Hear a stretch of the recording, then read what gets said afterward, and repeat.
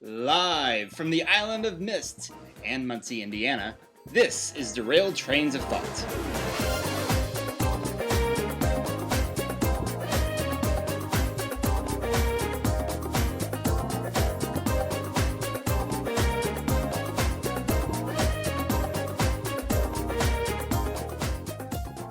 So, how's it on the island of Mist, Nick? It's kind of foggy, and I'm in this rocket ship right now trying to figure out this code on a piano. That's kind of difficult.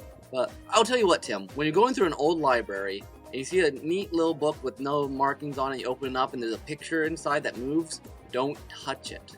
That's all I'm going to say. Whatever you say, I never actually played Mist. Oh, well, you should have.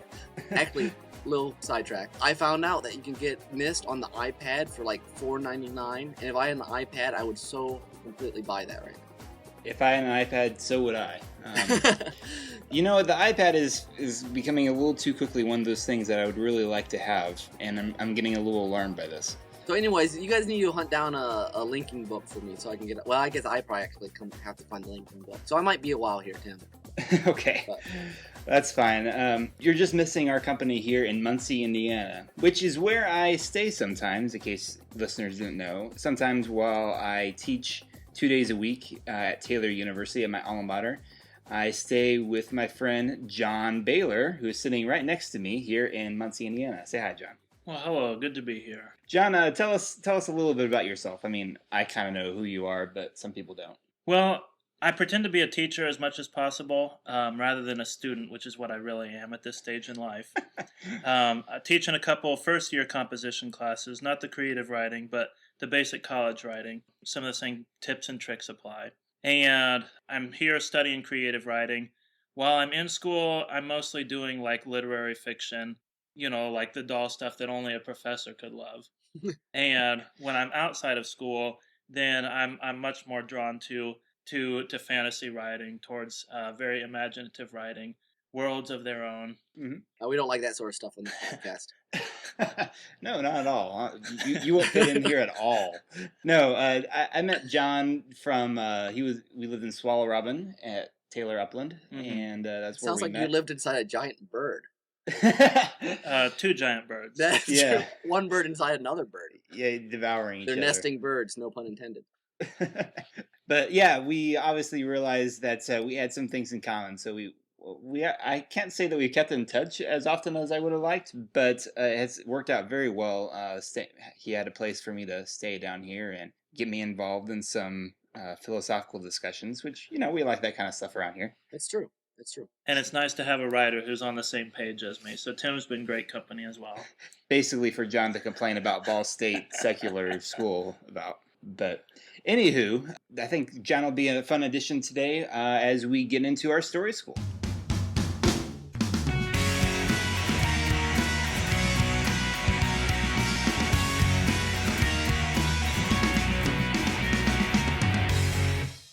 So today's story school is on discovery, and there are a couple aspects that we could go with this. In fact, when Nick first proposed this subject, I was thinking he meant in the sense of how an author kind of discovers his work while he's in the process of writing it. But Nick, you had something a little different in mind. Yeah, my initial conception was more the idea of discovery as a narrative device, or like what keeps you reading.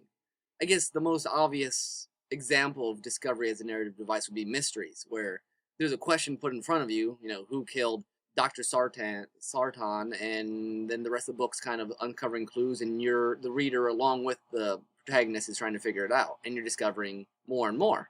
But the more I was thinking about it, the more I think that idea of discovery can be used in lots of different ways, and sometimes is without us thinking about. I brought it up, I think, unknowingly, originally back in our podcast on video games and interactive fiction, because video games often use that sense of discovering the next level, the next movie, or, you know, whatever. I was thinking, like in fantasy novels.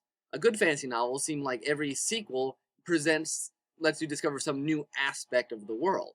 That there's this sense of always having something new to go along with your old, kind of, you know, the whole parable of new treasures along with old treasures.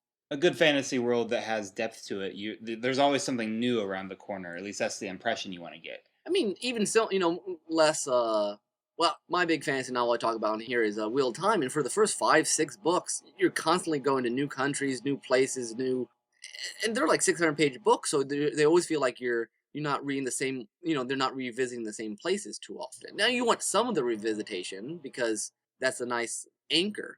I think that sense of the reader always feeling like they're discovering something new about the character, or the world, or about something is a really nice, subtle. No, I don't know about subtle, but nice hook. Hmm. It's kind of the main thrust of most stories, or at least as you're writing it, because the author, well, if the author has done his homework, he knows all the details about what's going on in the background of stuff. But you have to be able to present it to your reader in such a way that, they're excited to find out what happens next, and that it's not just like completely spelled out for them. Well, I would put it a little different from just what's happening next, though that's part of it, but the sense that there's an actual new element being presented. I guess I think of it more in the terms of sequels and additions. Like, I have no idea how Edgar Rice Burroughs does 26 Tarzan novels. Yeah, at some point it seems like it's all going to be old hat, and you just replace the ape with the leopard or something like that. Hmm. Like real engaging series, like the Harry Potter series. You're adding more and more to the world in every book. It's not just the same. The structure's the same, Yeah. but the context keeps changing. So when you open a new book, you never know exactly what you're going to get. It's like a nice a different coat of paint, or a new room in a mansion. It's the same house, but I didn't know that was there. So that good writers will present parts that you didn't even know you didn't know. That's interesting. Yeah. Again, this is where we're having a little different perspectives on it, because I can certainly also see in like the Miyazaki sense when you never quite know what he's gonna pull out of his hat next. Yeah, like that.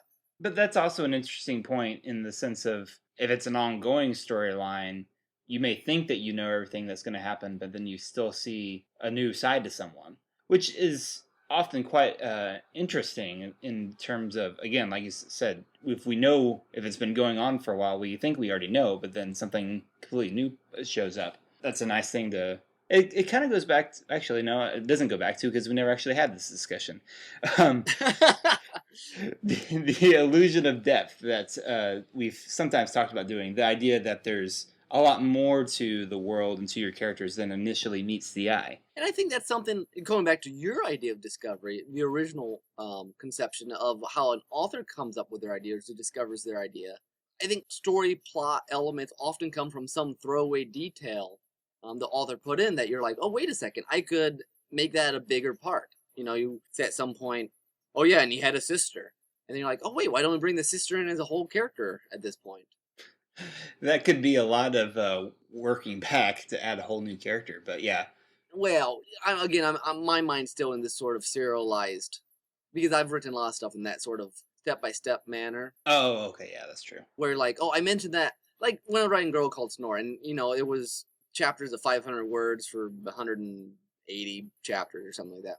Sometimes something I wrote way back when, I thought, oh wait, I should keep consistent there and bring it back here and make it a bigger deal. And that sort of, I guess, it connects to our idea of illusion of depth, where you add enough detail so that people feel like, okay, it's like this. And maybe John knows whether I'm going to quote this right or not, but I think it's Anton Chekhov said, he was a playwright, Russian playwright. Mm-hmm. If you put a shotgun on the wall, you should use it by Act 3 or whatever. Basically, everything's there for a reason. I kind of like the idea that there's some throwaway things that aren't there for any reason, then to make it seem big, the world seem bigger than it actually is. Yeah, I think I would agree with that. In the Chekhov quote, he's talking about a gun that's sitting on the table, and this is like a big deal right here. This isn't something that just shows up accidentally into a scene. But it seems like, especially in the world building genres, or in, I think, also historical fiction, which is a type of world building as well, there's going to be a sense of mystery that drives the reader as they're going through the work. A sense that these are people that are living a very different life than what I'm living, and yet there's still this sense of common humanity. I read a fair amount of old early English literature, medieval literature, these kind of things, and it has that same sense of just captivation, like this mystery of this is a world that is and will always be so totally different than my own.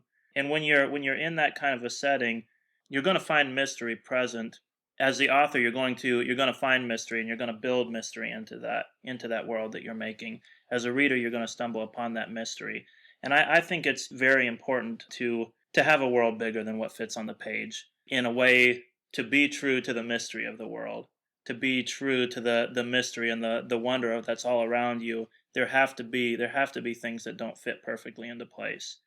If you put the gun on the table, like that's a big enough thing that it does more than just like open a sense of mystery. It opens a sense of, oh crap, somebody's going to get shot with a gun. That's true. That's true. But there's definitely, like, the idea of discovery, or the idea of mystery, depends on subtlety, and depends on this idea of not knowing everything. And a gun isn't a subtle enough move, I think, to pull off that. No, actually, that's a really good distinction. And yeah, my analogy was not perfect there. Here's a question for you. Do you think, and I don't know if I have an answer for this, that there's especially in the world building genre, that there's people who build their world so detailed that the sense of mystery in the world doesn't come across because everything's so explained?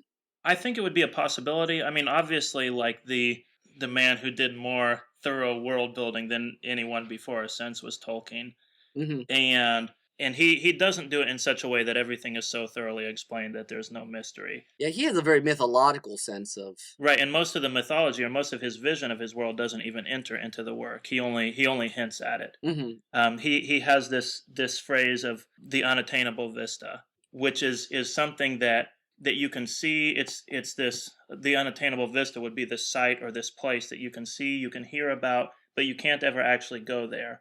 And that's what gives it its power. That's what gives it its mystery. So when everybody, the elves, travel to the west, you don't see the west, because the west is an unattainable vista. I'd really like that because I feel like when I write my more mythological or types of fantasy, there's certain things that I don't want to explain with a 10-foot pole Mhm. that would destroy the entire point of writing it. Mhm. That definition seems to make a lot of sense to me. And he's got a lot of discipline to make sure he doesn't cross those boundaries and leave everything explained. An interesting facet of the unexplored vista, especially in Lord of the Rings with the West, is creating a sense of longing, in a sense. Hmm. I mean, which is what we have for heaven. I mean, it works because it's unattainable, and that makes you love it and long it for it all the more, in a sense. And I think it's especially poignant in that, or really in a lot of fantasies, where you get the sense of something wonderful and something beautiful. Sometimes it could, well, I guess I could say sometimes it's on the screen, but just the fact that you as an audience person can't get to it really draws you into it, which I guess is loosely related to discovery, but that was a thought I had talking about all that. I feel like there'd be something else there. I have a change of subject, but I'm trying to think of. Well, maybe we go in circles sometimes, so I'll do my change of subject. Go for it. Another thing I thought of with Discovery is that narrative engine of mystery, which I don't know if we always use it purposefully. We were talking about fantasy writers with their world building sometimes use it really well, but I don't know about other types of genres as much. But I think mystery novels, mystery TV shows, they use the act of the audience participating in the mystery lets them get away with characters that don't have to be dynamic as much because the world itself, the changing facts of the world are dynamic, so that the characters themselves tend to be a little more stable. Mhm. I think my brother loves the show Psych, and those guys are just goofballs. And the only reason that show works, well, they're funny, but they have to do something. Mm. So you put them in a mystery because a mystery has this sense of, oh wait, I have interest, even though I'm really just here to watch these two characters be silly. Yeah. But then I have this narrative tension that might not exist otherwise. A lot of Doctor Who's are set up the same way. Yeah, I think sometimes, a lot of times, the inherent story structure, whether it be a genre like a mystery or in something else, can really, if you're using the structure right, it really contributes this sense of giving the audience just as much as they need for a certain time, and then letting them ask the questions that they need to ask themselves. I was actually just watching this weekend some deleted scenes from Wall-E. Fantastic film, of course. But one of the deleted scenes involved another version of like the autopilot, the robot autopilot that was keeping the human ship out in space. he went off on his own and looked at some of the videos where it explained about the big and large company, and they're saying don't actually go back to Earth, it's not going to work, and all this kind of stuff. And what they realized is in the sequence of the story, in that very early version of it, that it felt disjointed from the rest of it. It was the first time they had really cut away from Wally himself. And they're like, we should rework this. We need to keep focused on Wally because this feels kind of out of there. And so in the process of doing that, they kind of stretched out a bit more of the mystery of what's going on with this ship that's in outer space. Let the audience ask the questions themselves but following Wally until they got to a point where he was on the bridge or they had met the captain already, and the captain started asking these questions of what's going on, and then you get your resolution after you've been developing the question for some time. That's interesting because I know sometimes, and this is something I've struggled with as a writer, trying to figure out how much I can get away with not saying and the audience following. Mm-hmm. Find that balance between how much do I need to explain, how much can I just let sit there and they can connect the dots for me, or for themselves, I guess, technically. And in some stories, you can be more vague than others. I told you, I just read that story of yours, The House of Memories, where there's a lot of ambiguous stuff that happens. And I think that's a story that you could come up with a couple different interpretations of it. I've heard a couple different interpretations at this point, and which is fun. Which this is I think the first story I wrote that I wanted to be purposely ambiguous in a lot of the elements to it. That you don't want this fog over the whole thing, Mm-hmm. which is not a style I normally go with. At least in that concentrated a style. No, it struck me as very different from the other stuff, but it really worked in the context of that story. Since it was a short story, you could get away with not explaining a lot. It was very Twilight Zone-esque, at least not explaining it explicitly. Yeah. But in a longer story where if there are sections that do go into more detail about something, then you're probably going to have to explain other things down the road. My mind has been very drawn towards the Twilight Zone for most of this discussion. And actually, I look at the Twilight Zone, actually, when I give like a story of coming to faith, then I usually include a little episode. I won't go into this now, but I even include Twilight Zone as part of this process for me. And definitely like a very important show for me, developing an interest in writing, developing an interest in storytelling. And mostly it is because of this sense of mystery, this sense of just the right amount of fog over everything. And then you get the classic twist ending of a Twilight Zone that just finally you intrigue the crap out of everybody that's been watching, and you really drive that mystery home. Like you hit the most profound moment of your story, and then leave them, even though you've answered some of the mystery, leave them with the sense of like how incredible that mystery and its answer really was. Mm-hmm. Yeah, I like this idea that we're kind of jumping around. That mystery is not just a good storytelling device, but seems to have a very unique draw for the reader. This sense of not just of discovering, but even having just enough unveiled and the rest left tantalizing. And I think that's a really strong tool a writer can use. Yeah. To reinforce points, to just capture the sort of emotions they want the reader to or viewer to feel. And I think it's very valid for both fantasy and more realistic situation. I mean, obviously it's fantastic for fantasy. Part of the reason we love Miyazaki's worlds and other places like Narnia or the Land of Oz or whatever is that there's so much, the boundaries of it are limitless. You always feel like if you go there, you could see other places and do other very cool things besides what you read about in the book. But at the same time, in life, we do have a lot of unanswered questions. There's ambiguity sometimes, and as long as you don't go too far and make the whole story, the whole thing too ambiguous, because I always hate that too when they have some situation you're like, well, what's the point of that? I guess we've covered that ground before. But sometimes just not knowing, well, what would have happened and had situations been different. Sometimes even a character's motivations can seem human, but not be entirely black and white, reasoning behind it. Just because we haven't talked about it for a while, I'm going to throw in Lost here. I warned John. This is one that gets brought up a lot.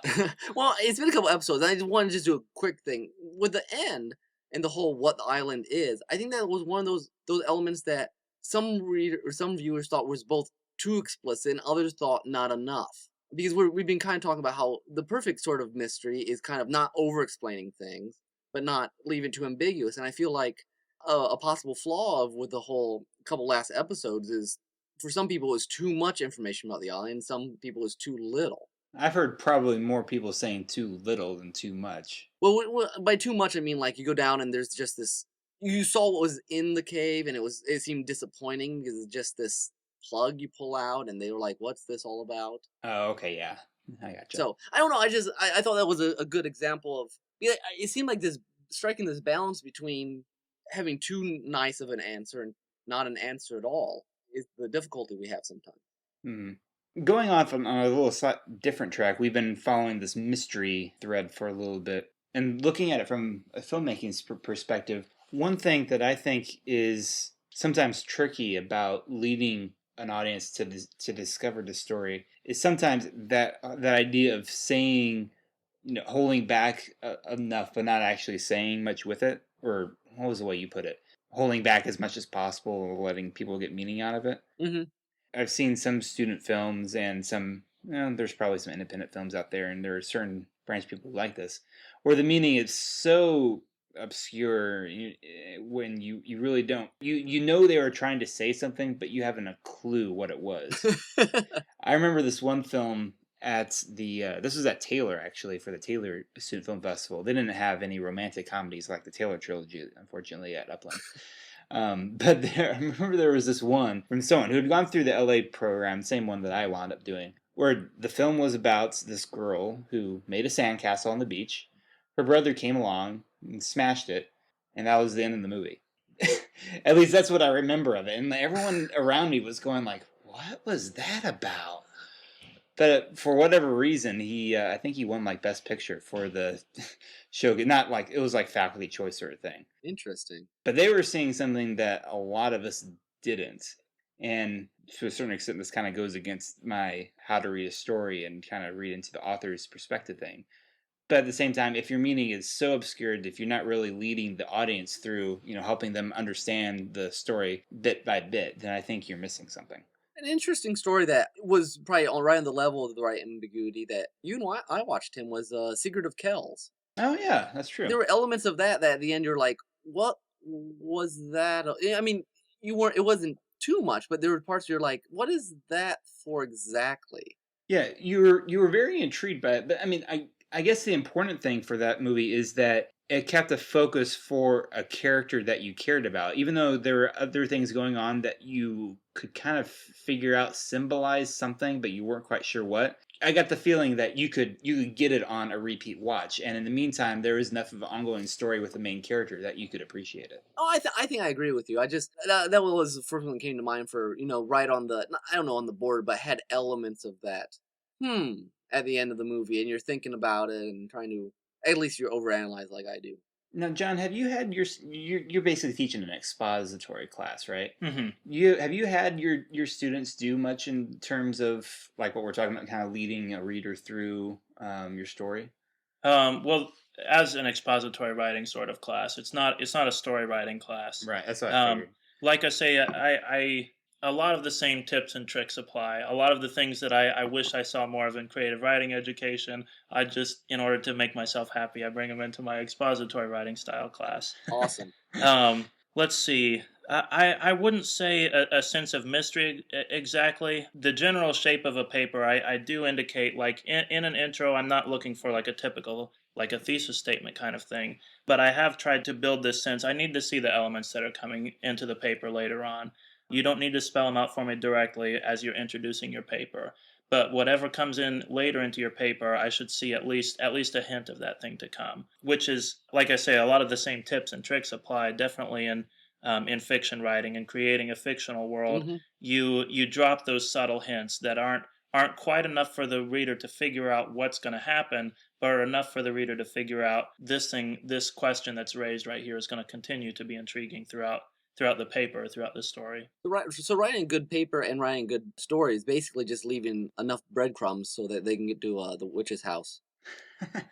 Yeah, and when it comes to a story, I mean, or when it comes to a just straight college composition paper, it's very, very simply, like, yes, please get me to her house already. Like, I don't need to have that great of an adventure along the way. No.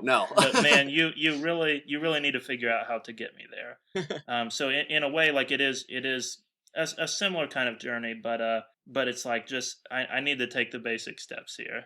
Since I'm on the Isle of Mist, I guess I'll make. When we started talking about using this as a topic, I thought of Mist a lot because that's one of those games where you just start and there's no explanation hardly, there's no nothing, it's just interesting things to touch and what does it do and how does it relate to this other thing.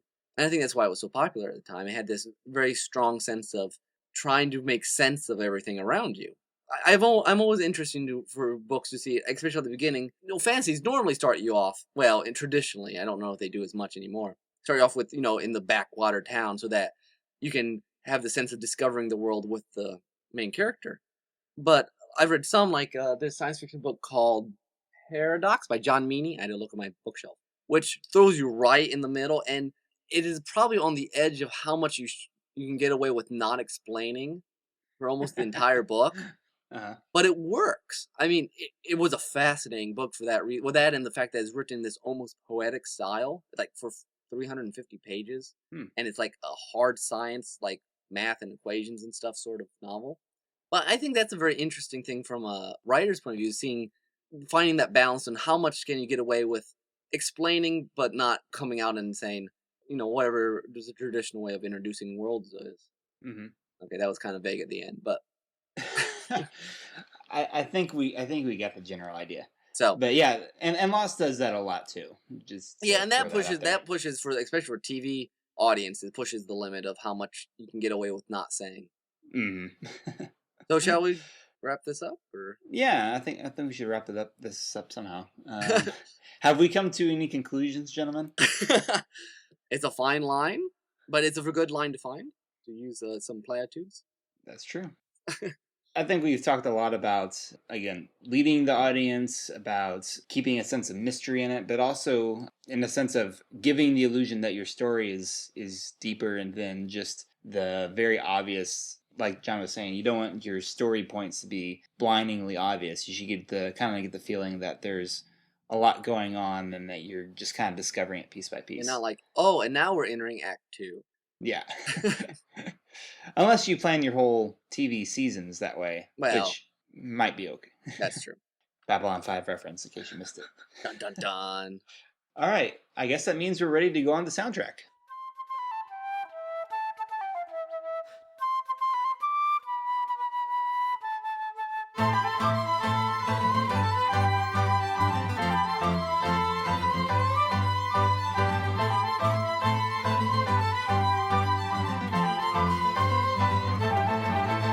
Alright, so I'm up first, going with my love of the game Myst, and also going with my advice from last episode where I should pick people who I can pronounce their names, mainly Maze Dude. I decided to pick the remix by Maze Dude. So this is Myst Shrooms, which is several of the themes from Myst, which is a very minimalist score, done in an acid jazz style. Yeah, when I started listening to this song, I wasn't expecting jazz. I mean, Maze Dude does jazz occasionally, but I was certainly expecting something a little more techno-trippy. Well, he was trying to find a way, from what I understand, to get all the different, little themes together, and he thought acid jazz was loose enough to pull it off. So, all right. This is Myst Shrooms, remixed by Maze Dude. Enjoy.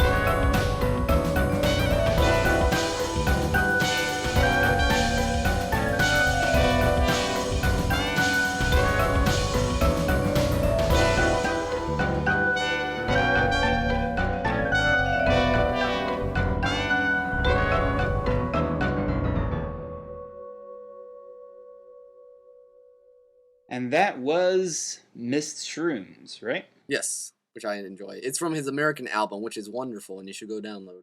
Actually, that's the second one from that album of his that we've had, wasn't it? Yeah, he actually he's working on a new album called American Pixels, which I'm going to have to buy. Okay. He's actually like licensing it and everything, so it'll be Oh, official. original music? No, it's Oh, okay. he remixes. He's kind of interesting. He remixes mainly American composers, which is different than some of those people, and so he doesn't do Nobu Mastu all that often or That's true. other things. Yeah, because we did that other song, Carvosity, from the James Bond game a few episodes back. With Tommy Tallarico, I think was one who had written that particular song. Tommy Tallarico from Video Games Live Yes. concert fame. Very nice. All right, that was probably more video game music talk than most people wanted. But we'll move on to our next segment now, Project Update.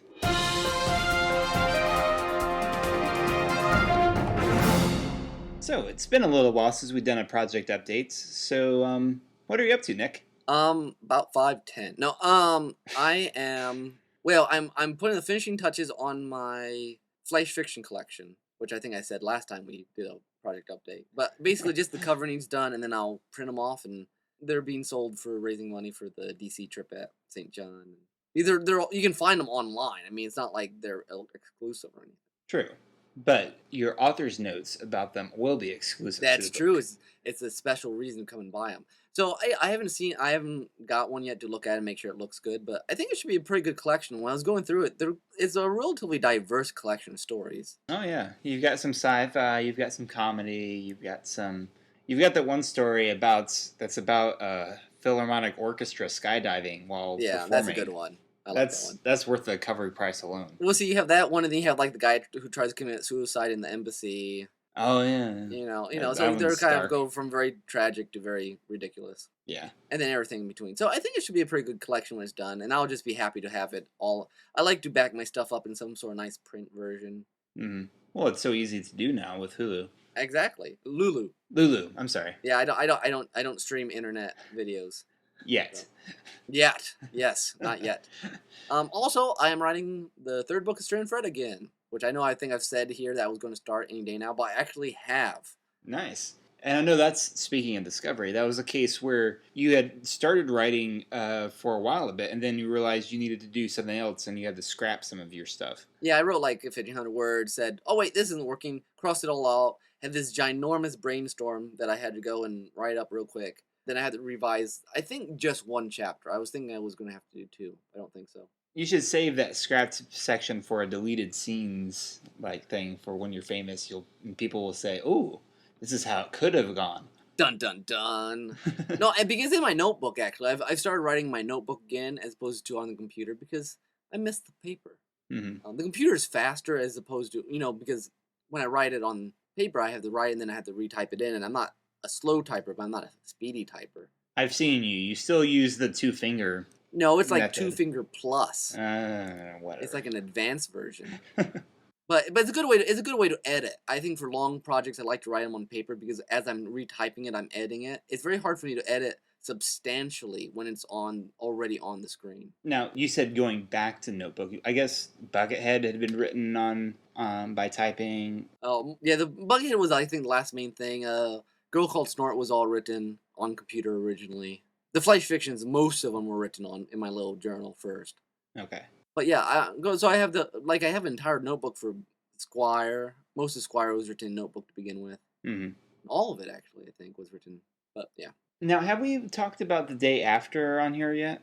We probably mentioned it, but I guess since you just read have you finished it then? All of them? No, actually, I've only read yours and Natasha's. I'm holding off of reading Nate's until I read Pandora's Box, since I have a copy of that now. Oh yes. And I still need to read Keith's. So, anyways, The Day After, if we haven't mentioned it here before, is a little short story collection where we kind of self-publish this as a writing project between friends. We picked a theme, in this case, The Day After, and everyone had to pick a different genre and write a story less than 10,000 words that somehow applied to that theme. And I tried my hand at gothic horror, which was quite entertaining, actually. Yeah, and I thought it came off pretty well. Tried to channel some Poe and some Hawthorne. So. Mm-hmm. And you got a little Twilight Zone in there. Yeah. I don't know if that was intentional or not. Not intentional, but it was ambiguous. You'll take the comparison. I'll take the comparison. Yeah, hey, tell me it sounds like Twilight Zone. I'll be like, awesome. So something worked. How about you, Tim? What are you doing? I saw that you and a friend of yours was at the Apple Festival. Oh, yes, that's true. Leo did visit the Apple Festival. If you don't remember, Leo is actually this Muppet I have. It's an actual Muppet from the Whatnot Workshop, which you can get at FAO Schwartz. Although I hear that they're going to make a cheaper version. Like, apparently there's like this kit that someone spotted at a Toys R Us so you could. It's kind of like Build-A-Bear. You interchange different elements and make your own Muppet. Build a Fozzie. It's not quite that. It's just the whatnots, like the blank single color characters and stuff. But it's very fun. And Leo is my custom made Muppet, and he and I were around Apple Festival doing all kinds of crazy stuff. I actually took him through a hay maze, which was interesting because it was only like 2 bales high. And so I'm like sticking this puppet above my head, trying to crawl on my back through the whole thing. That will hopefully come out soon. That's a premonition of some things with Leo that will hopefully be in the pipeline. In the meantime, we're trying to finish up. We mentioned this earlier. I'm trying to finish up the Taylor Trilogy special edition DVD.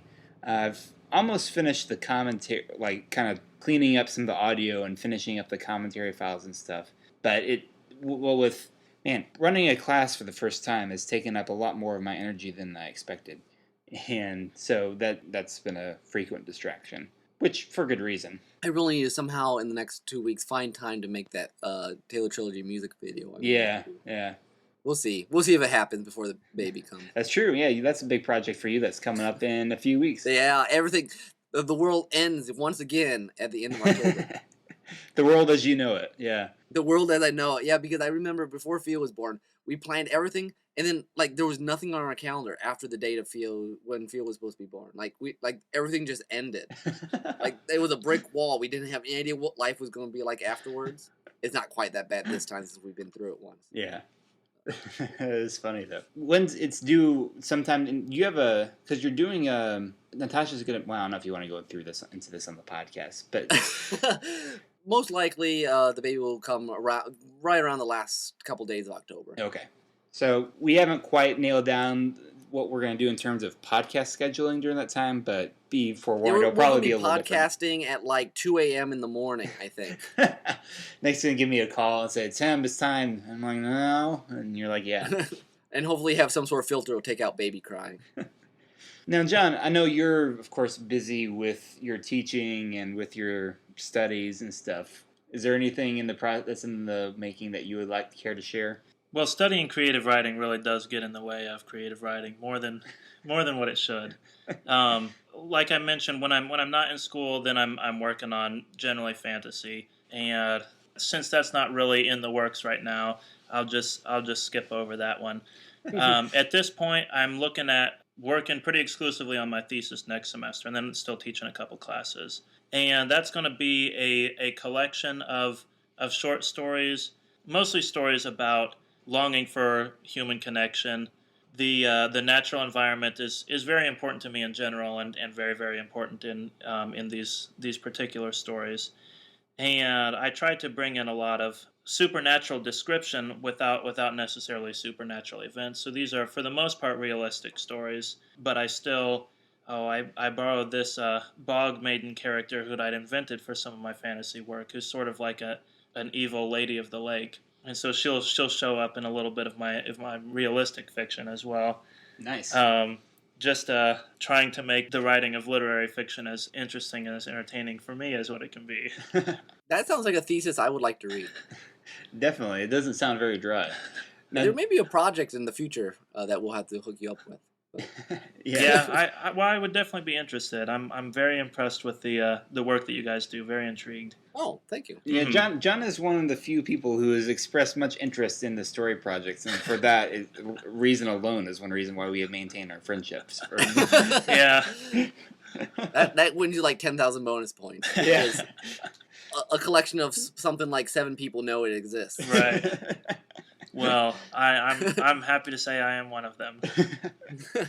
That's awesome. Now, when you're all finished, will this be one of those, since it's like a master's thesis, is it one of these things that you'll have bound and? It will be It will be bound and kept in the Ball State Library. Awesome. It may be a project that I put a little bit more work into. I've got a very brief publication record, but part of my thesis work I think also is going to be trying to really sharpen some of these stories up, get a few more individual publications. It'll be a small short story collection. A lot of stories in it, but they're for the most part fairly short. So small in terms of length of the overall book, and it may be something that I try to do a little bit more work with. But the project, as it stands, like I say, will be in the Ball State Library. Nice. So in a year from now or so, when you're at Ball State, make sure you look that up. So here's a question, just as a writer. By short, what do you mean word length? I'm just curious. Well, there's kind of a variable range. I've got a few stories that are 750 to 1,000 words. Okay, so yeah, so real flash fiction sort of stuff. Right. Okay. So several that are in that length. A lot of them that are going to be like 5 to 10 double spaced manuscript pages. So a few flash fiction and a few that are a little longer than what really fits into that category. Okay, because for a long time, the only story I could write would have to be between 2 and 4,000 or 10. I don't know why. That's just how they all worked out. So I was curious. Took me a long time to figure out how to write something less than 1,000 words. Yeah. Well, at least, or decently well. Well, hopefully I feel like my shorter ones generally are tighter works. So I think I'm getting at least a little bit of a feel of how to pull it off. But like I say, I'll need to get a little bit more of a publication record to prove it, I think. Nice. All right, I guess that means we're ready to go on to our next segment, which is a new segment. This segment is called What If?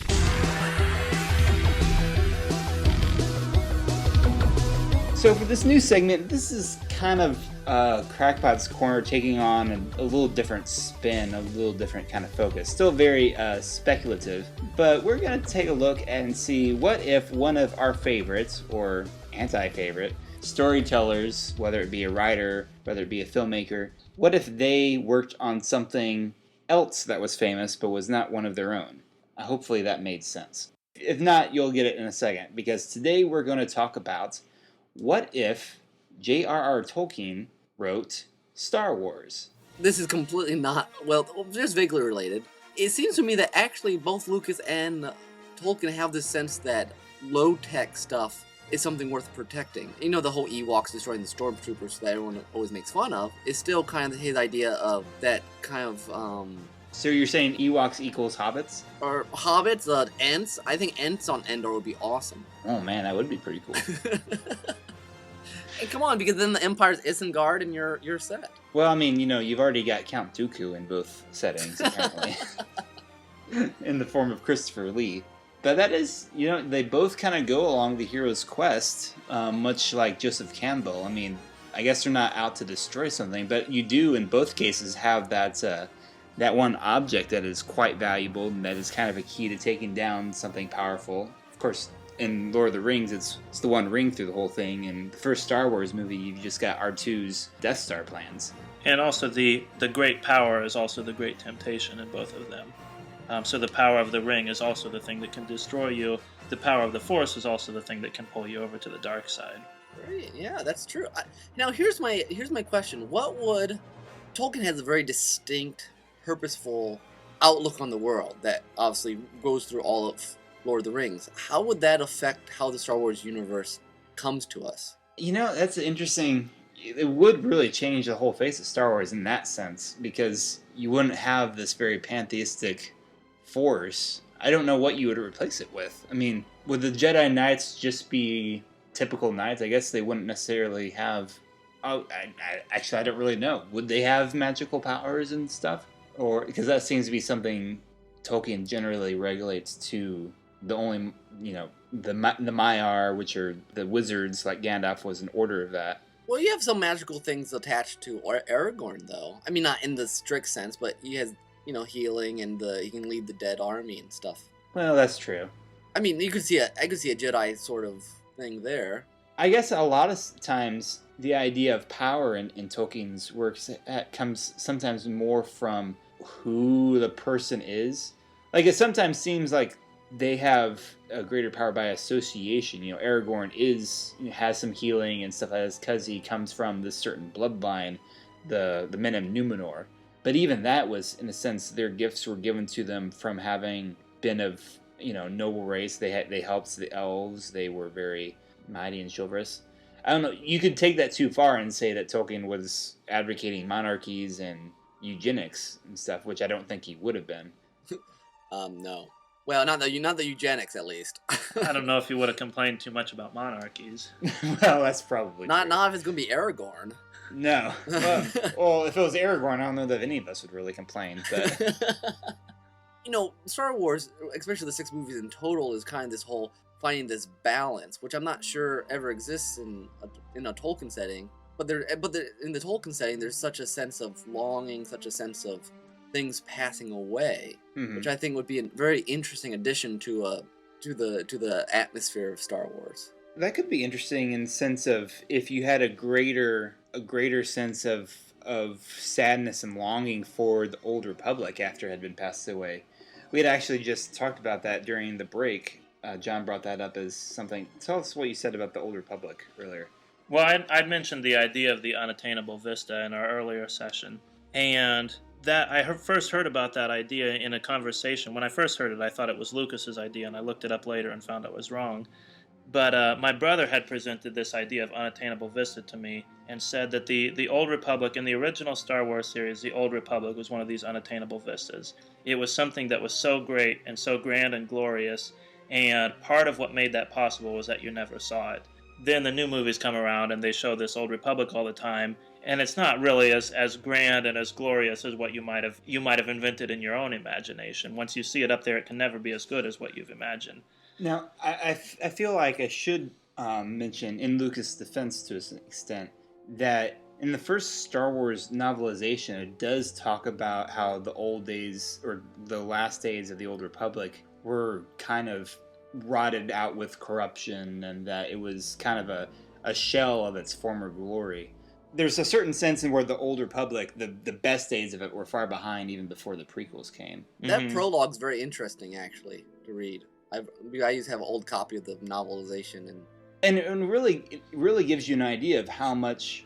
I mean, people complain about the prequels having too much politics stuff, and to a sense, I agree. But if you look at the prologue, which was written way back before even Empire Strikes Back came out, I mean, it talks about politics and corruption and stuff like that, and which would seem very out of place in comparison with the first Star Wars movie. I mean, they talk about the Senate being dissolved and stuff like that, but that's about it. Mm-hmm. Yeah, I believe there would be a much stronger sense, like you mentioned, of longing for that Old Republic, longing for that unattainable vista, and this utter sense of complete tragedy that this great world has fallen.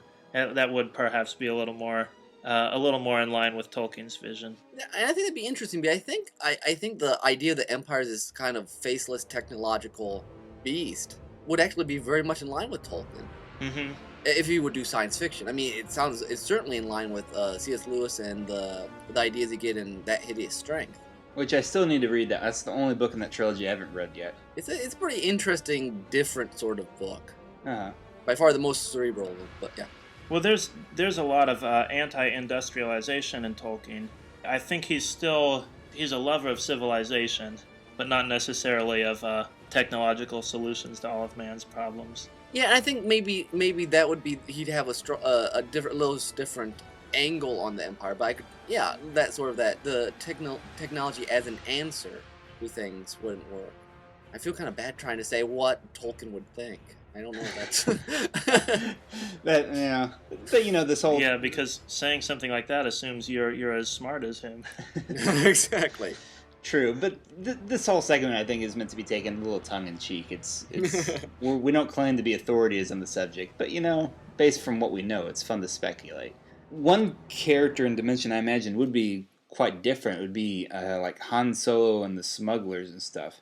I can't imagine that because in the Star Wars universe that's something that's kind of glorified to an extent. The rogues and the exploring the underbelly of the universe, and I can't imagine that'd be something that Tolkien would get that behind very well. I mean, unless he might take it in a direction kind of like the Rangers, like if they were actually like protecting society in the midst of the Empire rather than just strictly working for themselves. But I can't imagine him taking actual thieves and smugglers and making them glamorous in a way. I mean, not that I don't love Han Solo and stuff. I think also the Jedi would have to do more singing. Jedi elves, that's a thought. Yeah. Oh yeah, the ancient Jedi poetry. I think that would be awesome. And I'm pretty sure most people would want Jar Jar Binks to be Gollum.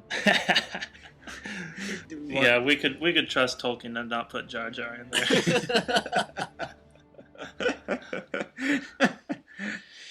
Yeah. Now, if Peter Jackson was doing Star Wars, though, then the Jedi wouldn't actually be all that much different. They'd still be as emotionless as ever, probably. In fact, probably more Vulcan-like. I'm being a little hard on Peter Jackson there, but I always thought his elves were kind of missing that joyfulness. Which, I mean, to give him credit, it's hard to do. It'd be hard to do to recapture. Doing elves as Tolkien write them would be very hard visually, I think. Yeah, especially from a modern sensibility. Anyway, that's some interesting, and some things surprisingly would not be all that much different. Other things I imagine would be quite different. Well, there's definitely a mythic view of the world in both of them, and you mentioned Campbell already, but Lucas is very much interested in myth and the way a myth pans out, and obviously Tolkien is deeply invested in that. Yeah, well, I mean, Obi-Wan Kenobi is a wizard, so I think King and Gandalf would get along pretty well. I mean, once they got over theological issues, differences. Right. So are we saying Jabba is basically Shelob?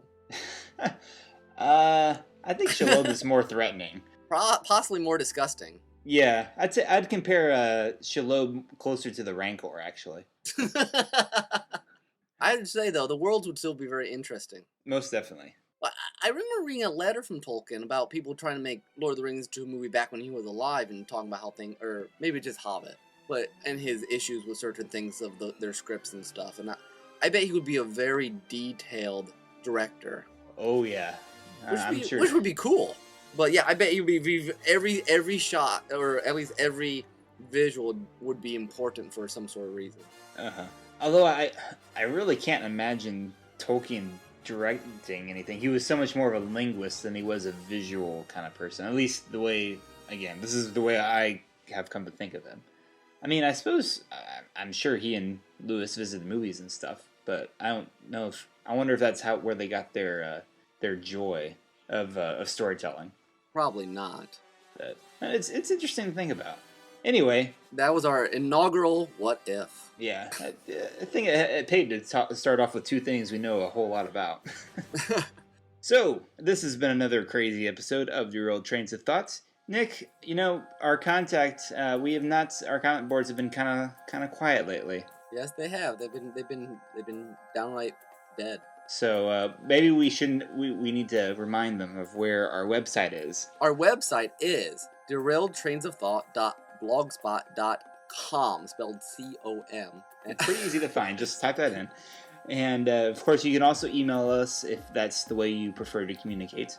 If you want to be a little more private about it, that is at derailedtrains@gmail.com. You can also Skype Tim at... No, you cannot. Actually, I probably won't even be on, even if you tried. This is probably the first time I booted up Skype in quite a while. Otherwise, yeah. Subscribe to us on iTunes. Oh, yeah. If you haven't already, do so. Now. And write us a review. Yes. Do it now. For my soundtrack, we got an All Maze Dude episode. I was kind of at a loss for what to do for this topic, since probably my repertoire of video games is maybe a little less diverse. So unfortunately, I'm doing another Final Fantasy remix. Boo! No one likes Final Fantasy. And this one from Final Fantasy VII, no less. Which actually, I guess, is an improvement. Usually, I pick 6 or 9 because those are my favorites. But this is, every Final Fantasy, at some point, you visit this very mystical place that apparently no one has visited for centuries, and that holds great secrets to discovering how this whole world works. That's very on topic. Yes, that's one reason why I chose this song. So there was another reason for it. So this song is, again, from Final Fantasy VII. It's called Space Station of the Ancients. And it's remixed. The song from the game is called Listen to the Cries of the Planet. And this is from one of those very mystical areas of the game. And it's, again, another Maze Dude, but in a much different style. This is the kind of techno, scratchy stuff that... makes me love Maze Dude. Yeah. and make other people think he's just kind of strange. But it's fun. You never know what he's going to pull out of his hat next. So hopefully you'll enjoy. In the meantime, this has been Tim. This has been Nick. And this has been John. And we'll see you next time. Adios.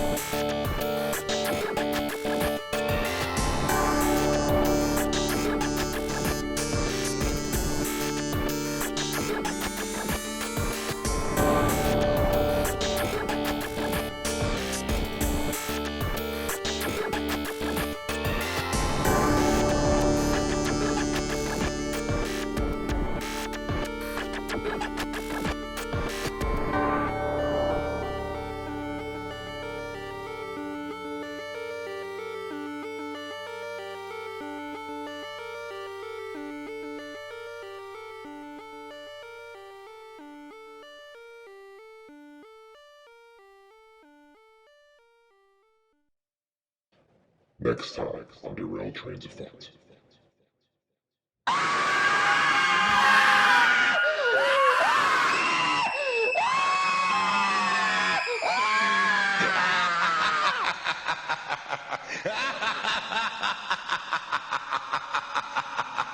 Ha ha ha ha!